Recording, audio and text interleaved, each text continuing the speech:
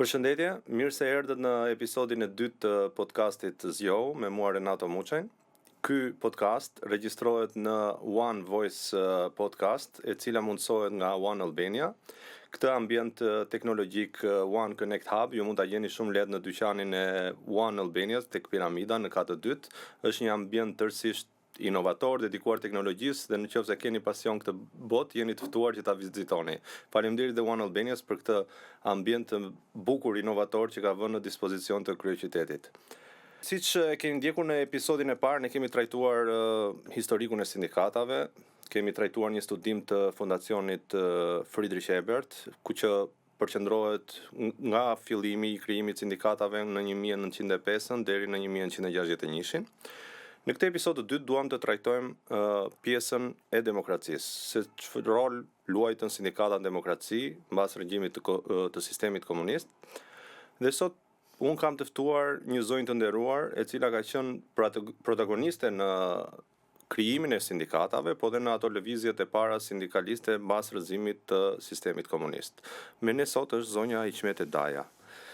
Zonja Daja, faleminderit që keni pranuar ftesën, më vjen mirë që ju shoh si gjithmonë energjike në formë. Siç unë e thash dhe në prezantimin, ne sot duam që të flasim për ato vite që ju i keni përjetuar, që janë sindikatat në vitet e para të demokracisë në vitet 90, dhe pastaj për të ndalur edhe pak tek aktualiteti se në çfarë gjendje janë sindikatat sot. Përpara se të futemi në bisedë, unë edhe për ata që na ndjekin, duhet të thoja që ju keni lindur se ju e keni meraktën në qytetin e Durrësit. Pastaj keni pasur një karrierë të gjatë edhe me sindikatat, por për gjithë ata që ndoshta nuk e dinë, ju jeni dhe autore dhe keni një kontribut gati me 13 vëllime tashmë në letërsinë shqiptare. Dhe një nga vëllimet më të fundit tuaja është Ata të dy dhe deti, që është publikuar, promovuar, le të themi, pak ditë më përpara. Dhe përveç kësaj, ju keni pasur edhe një karrierë në Parlamentin e Shqipërisë, ku keni qenë drejtoresh e botimeve, jeni një redaktore me zë, edhe studimi që unë përmenda të Fondacionit Friedrich Ebert është një redaktim i juaj. Nuk e di nëse i përmblodha të gjitha rreth jush, nëse keni diçka për të shtuar. Faleminderit që më ftut në këtë bisedë. I tha të gjitha, nuk ka nevojë për të thënë fjalë më shumë, që të flasim më shumë për sindikatat. Okej, atëherë po kalojmë tek tema. Ju keni qenë, le të themi, protagoniste e atyre lëvizjeve të para sindikaliste. Si ishte situata e sindikatave në Shqipëri kur ra sistemi komunist? Si i gjeti më saktë sindikatat? Atëherë në Shqipëri nuk bëhesh fjalë për sindikatat. Nuk ka pas sindikata. Ne sindikatat i shifshim nëpërmjet ndonjë komenti që bëhesh duke i ignoruar ato në botën kapitaliste. Kurse në Shqipëri ishin bashkimet profesionale. Edhe ato ishin lëvizje punëtore, po deri në masën që kishin rolin e vet, që ishin rrypa transpensionit partisë në pushtet. Pastaj kur filluan lëvizjet e demokracisë, filluan të dalin edhe zëra nga punëtorët, duke thënë që ne s'kemi fuqi të bëjmë asgjë, studentët po hynë për greva, po hynë për greva urie, po hynë po bëjnë një lëvizje shumë të madhe kundër regjimit. Dhe atëherë lindi nevoja që dhe punëtorët organizoheshin ndryshe. Unë kam fatin të jem, përfaqësuese e sindikatës parë shqiptare, që është bërë në dhjetor të vitit 90. Pra ka qenë sindikata e tipografisë, sepse përmendëm pak, por ju keni qenë njëkohësisht edhe presidente e sindikatës të tipografisë. Për gjithë ata që nuk e din, tipografia janë punojësit e shtypshkronjave, se ka dhe brez të ri që na ndjekin, të shpive botuse, të shtypshkronjave, që kanë qenë me mira në atë kohë. Sindikata jonë në fillim, domethënë, ishte me 12.800 anëtar. Natyrisht tash është rrudhur sepse ka përparuar shumë teknologjia. E në rast se përpara punoheshe me plumb, me një teknologji shumë të vjetër, tash teknologjia e re zëvendësoi edhe fuqinë punëtore. Tash është një sindikat e vogël, relativisht, rreth 2000 anëtar, të shpërndar në shtypshkronja, sidomos në Tiranë, sepse ka shumë shtypshkronja, mbi 200 e ca shtypshkronja, ka dhe në përrethën tek tuk në një shtypshkronjë të vogël. Ju përmendet që sindikata e parë se gjithmonë është bërë ky diskutim ka qenë sindikata e tipografisë vetvetiu sepse gazetat, librat, çdo gjë shtypi kohës kalonte nëpërmjet tipografisë dhe do e mos ishte lëvizje e parë. Mbani mend dhe sindikata të tjera që u krijuan ato vite, pra sindikata e tipografisë është krijuar në vitet 90. Sepse unë nga duke qenë që jemi të dy sindikalistë, nga historiku i sindikatës tonë, ne kemi daton diku tek viti 91, domethënë ka qenë mezi viteve 91 që është krijuar sindikata e Telekomit. Sindikata e dytë ka qenë Telekomi. Edhe tipografët dihet që do ta mbështeteshin atë lëvizje demokratike që kishte filluar në Shqipëri dhe kishin forcën për ta mbështetur, sepse kishin shtypin. Për shembull, greva e madhe e tipografëve ishte që bllokuan të gjithë gazetat, që nga zëri i popullit e gjithë që atëherë ishte një kurajo shumë e madhe për ta bërë, dhe u shtyp vetëm gazeta Sindikalisti, që sapo filloi. Pastaj filloi një lëvizje edhe në Telekomin, që ai është një mjet komunikimi shumë i rëndësishëm. Ishte sindikata e dytë. Më pas ka qenë sindikata e arsimtarëve dhe më pas ka qenë sindikata e minatorëve.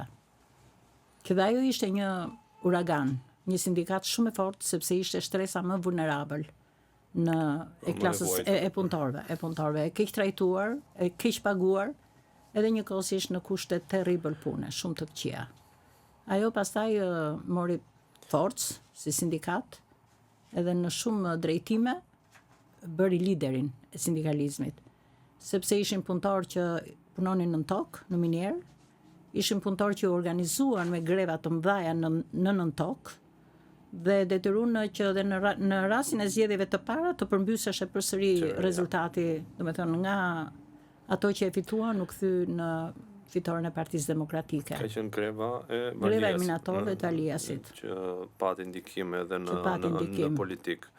Shiko, sot mund të mos duken shumë lëvizje sindikaliste, por në atë kohë ishte një uragan, një furtunë lëvizja sindikaliste, sepse mori atë shpresën, idenë që gjërat do të bëhen shumë mirë, shumë ndryshe në Shqipëri. Eksperienca nga bota ishte në kulm, pa të ardhur gjithë lloj-lloj delegacionesh të huaja që na mësonin si të punonim, sepse ne nuk dinim. Po, se ishte një hapje e re. Ishte një hapje e re dhe sindikatat, domethënë Motra, Qisli, Xhgjeli, domethënë këto italianet që ishin afër, më pastaj dhe ato të Brukselit e gjithë u afruan shumë gjermanët, amerikanët gjithashtu. Dhe filloi lëvizja sindikaliste të viheshe në shina tashmë edhe për të mësuar diçka se ç'duhet bënin. Nga një ekonomi e centralizuar, ne do të kalojmë në privatizime, në ekonominë e tregut, gjithë ato fabrikat që ne kishim po fillonin të mbylleshin, si ndikoi kjo le të themi në jetën e sindikatave. Ishte kjo le të themi goditja e parë që morën sindikatat ose tkurrja e parë, apo sindikatat kishin perceptuar komplet ndryshe ardhjen e demokracisë? Është kjo e fundit që the. Sindikatat e kishin konceptu komplet ndryshe ardhjen e demokracisë. Sindikatat menduan që do të ishin gjithmonë, domethënë krahas punëtorëve, do t'i mbronin ato, por në të njëjtën kohë u ndodhen para disa të papriturave që ishin fare të paprigatitur. Edhe konkretisht ishte kjo reforma që u bë, që i quanim ne reformë, dhe ne duhet ta mbështetshim demokracinë dhe filluam të sqarojmë punëtorët që shiko, reforma do bëhet, teknologjia e re do të hyjë, duhet ta kuptoni që kjo duhet bërë, mirë po ndërkohë ne nuk kuptuam atë të rëndësishmen që fabrikat dhe uzinat ishin në gjendje pune dhe po mbylleshin. Dhe ne vajtëm i shkatruam. Dhe u shkatruan, u prishën, domethënë ikën punëtorët nga puna, numri i punëtorëve që ikte nga puna ishte 1- i numrit të antarësisë sindikaliste. Kështu që filloi të kurrej numri i antarësisë. Edhe kjo natyrisht nuk influencoi pozitivisht edhe tek punëtorët, sepse ato thanë ne luftum gjithë për demokracinë, po sot ku jemi, ngelëm të papunë, me një mbështetje qesharake dhe atëherë. Kështu që filluan sindikatat tash nuk kishin nga t'ja mbanin, a duhet të mbronin interesat e punëtorëve apo duhet të mbronin dhe reformën që duhej bë, sikurse na ishte thënë ne.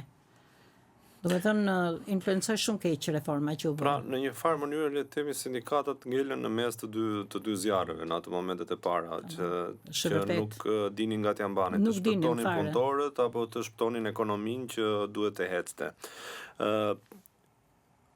Ka një moment që mbetet akoma sot, le të themi pak jo mister, po gjithmonë diskutohet, po shumica e njerëzve ndoshta nuk e kanë informacionin e dur. Ju keni qenë atko e dini e keni jetuar vetë atë periudhë.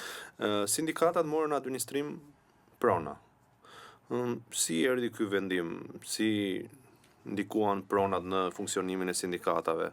A ishte kjo një goditje le të themi për sindikatat apo ishte një avantazh? Apo ishte një dhuratë që u dha dhe sindikatat nuk ditën ta kthenin në avantazh? Ajo ishte një shklyrje borxhi. Do të thënë në rast se sindikatat u hodhën totalisht në mbështetje të Partisë Demokratike në atë kohë. Atëre Sali Berisha i ndjeu që duhet t'i kthente borxhin. Edhe ai i nxori një dekret. Dekreti kishte dhënien e pronave të ish bashkimeve profesionale, dhënë dyja konfederatave që ishin BSPSH-ja dhe KSSH-ja që ishin prapë ish bashkimet profesionale. U ndan me një përqindje shumë të vogël kështu të dallueshme, sipas gjoja antarësisë.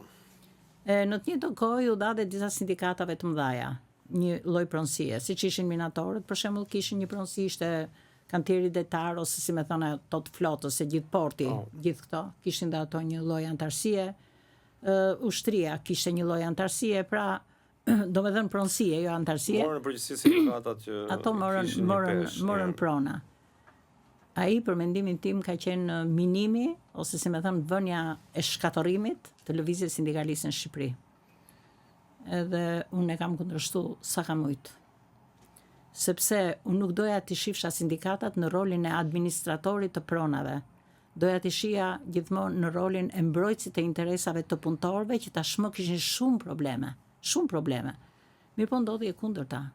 Do të thënë fillun ato që ishin drejtuesit e sindikatave, presidentët që i quajshim ne, i dhanë vetes shumë fuqi, shumë forca.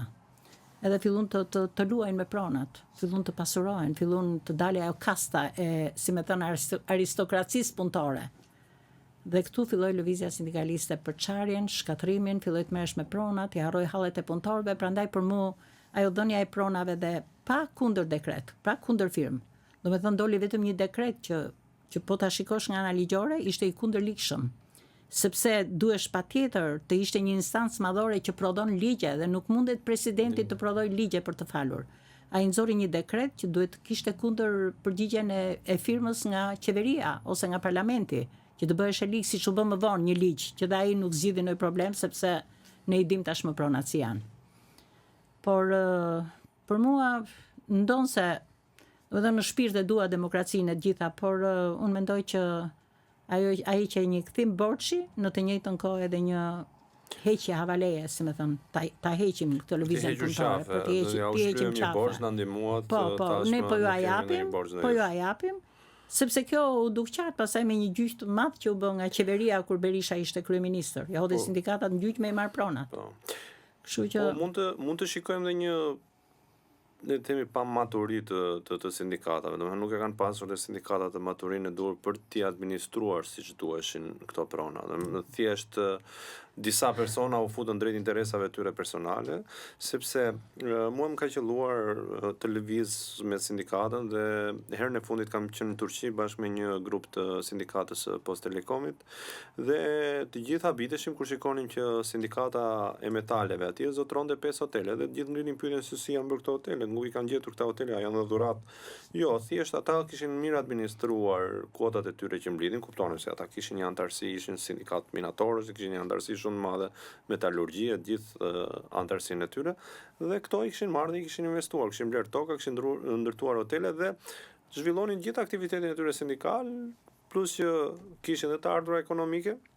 Pra unë do të thoshja mos vallë, nuk e kemi pasur atë maturinë për t'i kthyer këto prona në eficiencë dhe për ti le të themi që ato sot ishin të ardhura jo për individ, po për sindikatat, sepse sot ne dim që sindikatat vuajnë shumë nga ana financiare, nga pavarësia e tyre financiare.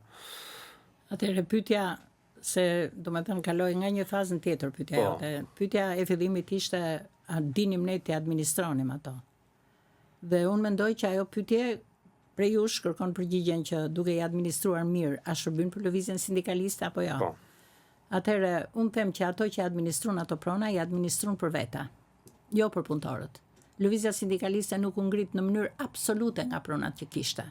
Të kishte ato prona që në një emision televiziv ne kemi qenë bashkë, Po. që shkonin në miliarda euro, punëtorët sot do të ishin shumë të siguruar nga shumë drejtime. Edhe lëvizja sindikaliste do ishte e fortë për t'i kërcitur dhëmbët cilës do lloj qeverie që mund të ishte. Mirë po ato prona u administruan për liderat. Kështu që nuk influencon fare në rritjen e lëvizjes punëtore, nuk influencon fare në interesat e punëtorëve. Në mënyrë absolute dhe sot e këtë ditë nuk influencojnë fare. Janë 2-3 kampet sa për të thënë në për të që mund të shkojnë 10 minator ose 10 punëtor poshtë përpjet. Dhe ato marrin vetëm një dhomë mjerane që s'është bë asnjë investim asgjë. Po janë lënë gjë. Dhe janë lënë domethënë, sepse kështu siç më thua ti atë shembullin atje, un kam qenë në Ankara dhe kam pa hotele madhështore, gjëra të mrekullueshme sindikatave. Po për Ankara kemi qenë dhe ne dhe prandaj ta shfaqsim se kanë një tamam një këtu përdoren investim për interesat të punëtorëve. Këtu përdoren për interesat e drejtuesve dhe atyre që i shkojnë mbrapa, që si më thon shoqëruesit edhe. Ndofta kjo do ishte, mendoj unë, siç e the, kemi diskutuar edhe një herë këtë çështje në një emision që duhet unë ndaj paktën këtë opinion që kërkohet edhe një herë që ato prona të gjenden njërë ku janë, çfarë bëhet me ato prona dhe ndofta të vijnë në eficiencë. Ndofta tani është maturia, ke kompani konsulence që mund të ta marrin një pronë të ta vëjnë në eficiencë. Por kjo eficiencë të shërbejë për punëtorët. Në rast se ka mbetur në një pronë, mund ta marrin eficiencë, po unë zgjidh të shërbej pronarëve, po të shërbej punëtorëve, kjo eficiencë, sepse ka ngelur që ju shërben tani ne nuk e dim atë pjesën ka ngelur apo nuk ka ngelur, por po flasim në parim se çfarë mund të ishte një skenar i mirë, sepse siç e përmenda, shpeshherë sindikatat vuajnë këtë pavarësinë ekonomike, domethënë trokasin der më der për mbështetje sepse ato ndofta ulja e numrit të antarësisë të kuotave në i bën ato që mos ta kenë atë forcën e tyre financiare. Sepse forcë financiare do të thonë më shumë aktivitete, do të thonë më shumë mbështetje për punëtorët në rast se ata kanë probleme, në rast se do të duan të organizojnë protesta, greva. Për këtë arsye mendoj që duhet të ketë edhe një herë një rishikim të kësaj çështje, sepse nuk po themi se kjo mund të zgjidhet sepse siç e dim kjo është një çështje shumë e komplikuar në vetvete, por mund të shikohet me këtë sy që sindikatat vërtet të mbështeten, sepse edhe sindikatat kanë gjithmonë nevojën e mbështetjes. Don pak dëshirë të mirë kjo punë për të bërë. Do të thënë këto që janë të spakut, duhet për mendimin tim të kenë edhe atë dëshirën që t'i hynë këtij problemi. Sepse po flitet shumë, për shembull sindikata e tipografëve në 94-ën ka hikur nga Konfederata, nga BSPSH-ja, vetëm për problemin e pronave. Sepse nuk dëgjohesh e zëri, ora mos i administroni ju. Lërni të administrojë një institucion ekonomik, shteti, kushdo, dhe ju merrni atë që ju takon fitimin, që dhe të rregullojnë e tjera. Pastaj hiku prap herën e dytë përsëri nga pronat, sepse pa që atje po bëhesh, domethënë dhe thanë sa të përzihemi në këto lumra më mirë ikim vetëm.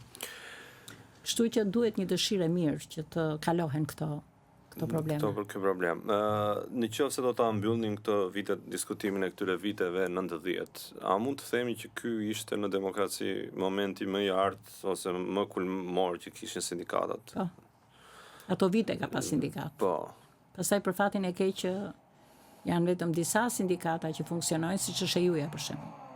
Po, kjo ishte pyetja tjetër në vazhdim. Çfarë gjendje i kemi sot sindikata? Nëse kulmi ka qenë atëherë, në çfarë gjendje kemi sot? Unë për veten time si sindikaliste e vjetër, që s'm ka lidhur asnjëherë asnjë interes ekonomik me sindikatat. Kam punuar gjithmonë punë tjetër dhe kam marrë pak tjetër. Kur u riktheva në sindikat me detyrën e drejtimit të edukimit e tjerë, pa shumë gjëra që nuk ishin ëndrat tona për sindikalizëm. Pash që punëtorët ishin të zhgënjur nga gjitha drejtimet. Për fatin e keq që ju mbas parlamentit jeni rikthyer përsëri në sindikat. Në sindikat në një punë kështu si part-time, domethënë. Në bazë viteve 2010. 2010 po. Dhe siç të thash, domethënë pas sa gjëra që mua nuk kishin në principet e mia që domethënë sindikalizmi shqiptar që ne me thënë vërtetën atëherë kemi rrezikuar kokën. Unë kam hyrë në Birusa, kanë marrë 76 Po se ju keni përjetuar vite shumë të vështira, 97 gjithashtu. Por duke parë këto unika përsëri nga BSPSH-ja, sepse pash atje domethënë keq përdorohesh shumë besimi i liderit e gjithë të tjerëve që e shoqëronin.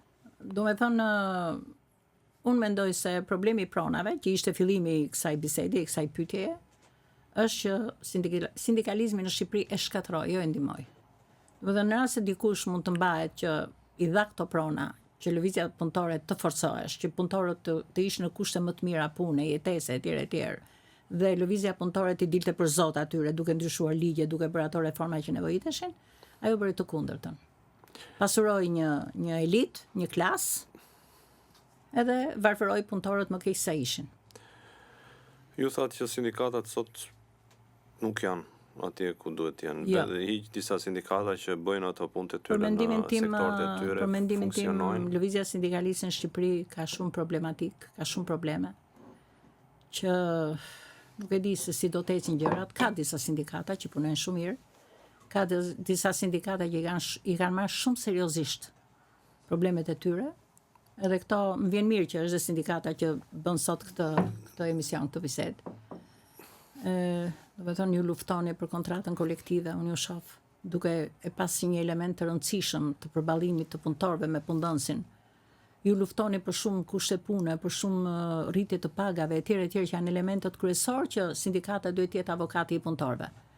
Ndërsa nuk e shoh tek të tjerët, më duket një formalizëm i papar.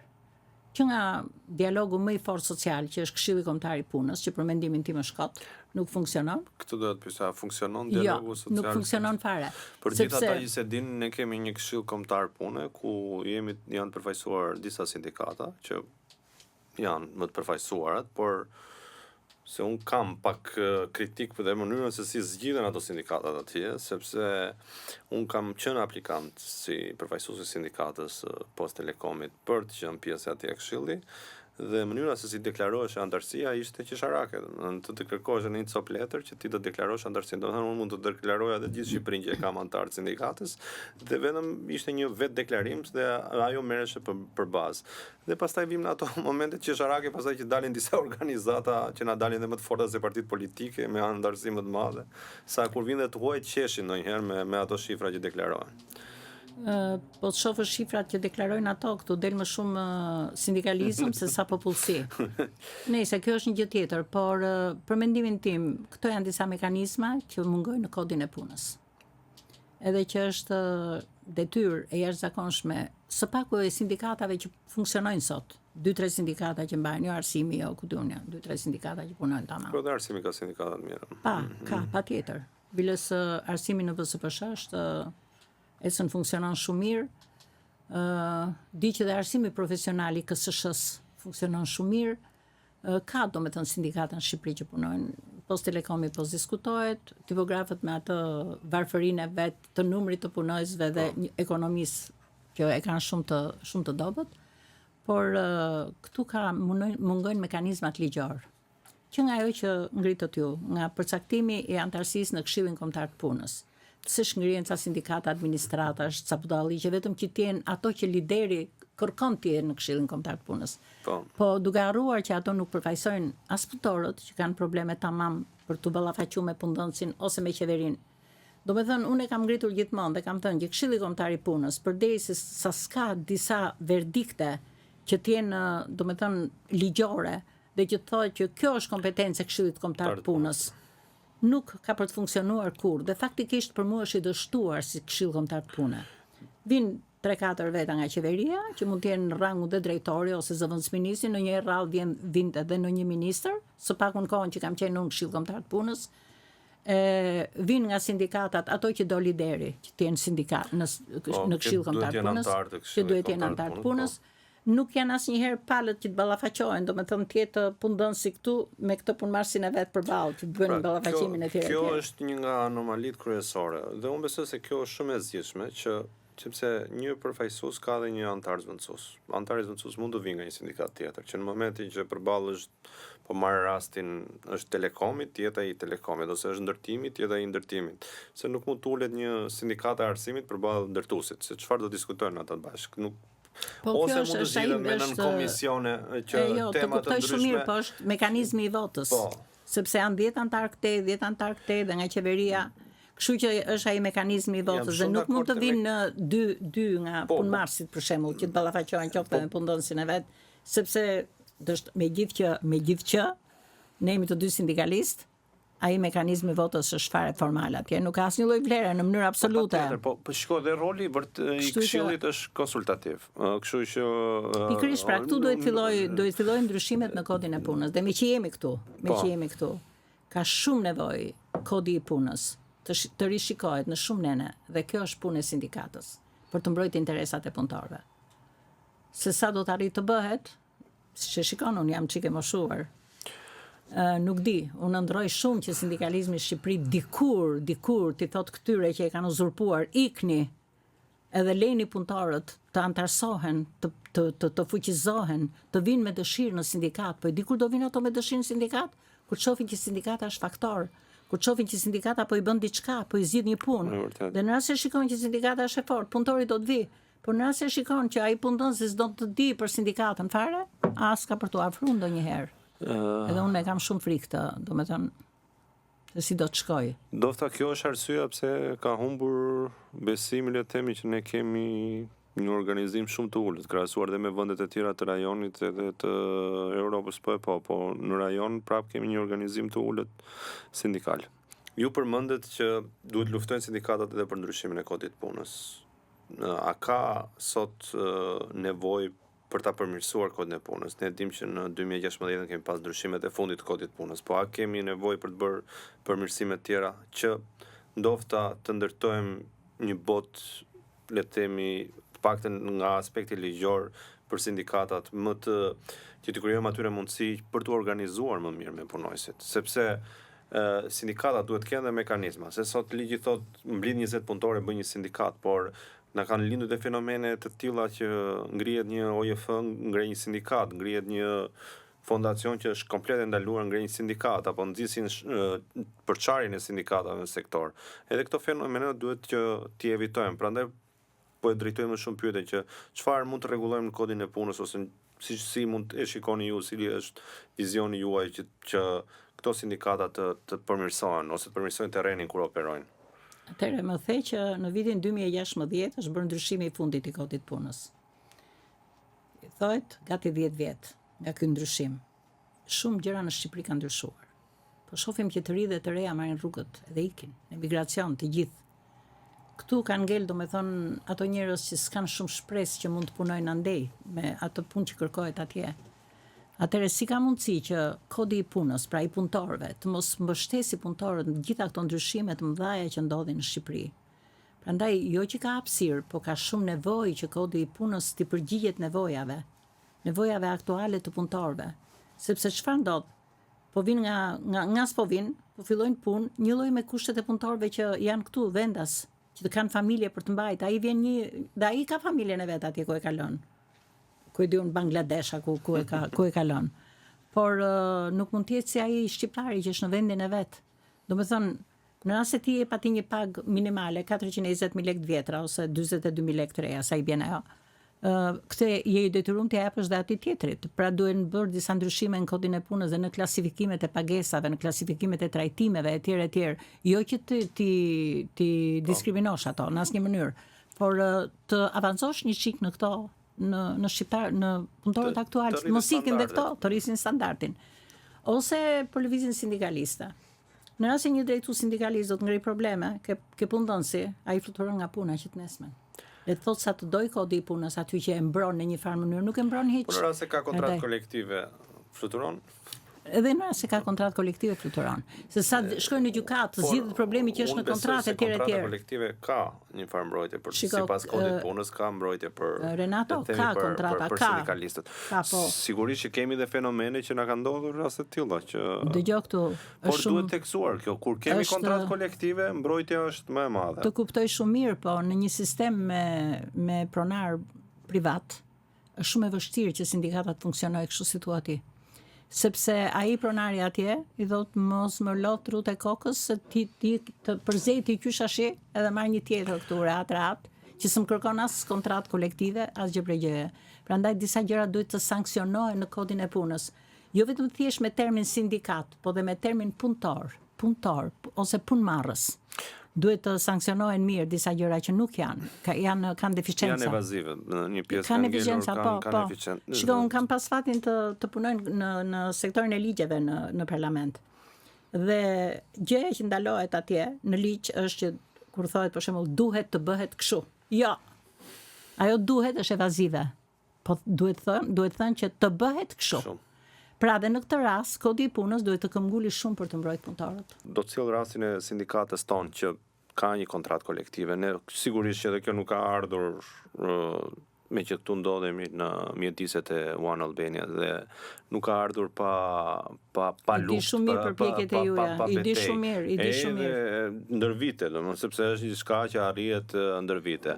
Por në momentin që ndërtohet kjo marrëdhënie, arrihet ajo besimi midis palëve, shkohet e kontrata kolektive, atëherë ne kemi gjetur një farë, domethënë mirëkuptimit midis palëve, që palët e respektojnë njëra tjetrën dhe e mbrojnë, duke respektuar kuptohet se One Albania është një punës i mirë, serios në treg, ofron kushte të mira pune për punojësit, por dhe respekton siç duhet kodin e punës. Por unë sigurisht që jam dakord me atë që ju thoni që ka punonjës të tjerë të cilët nuk e respektojnë.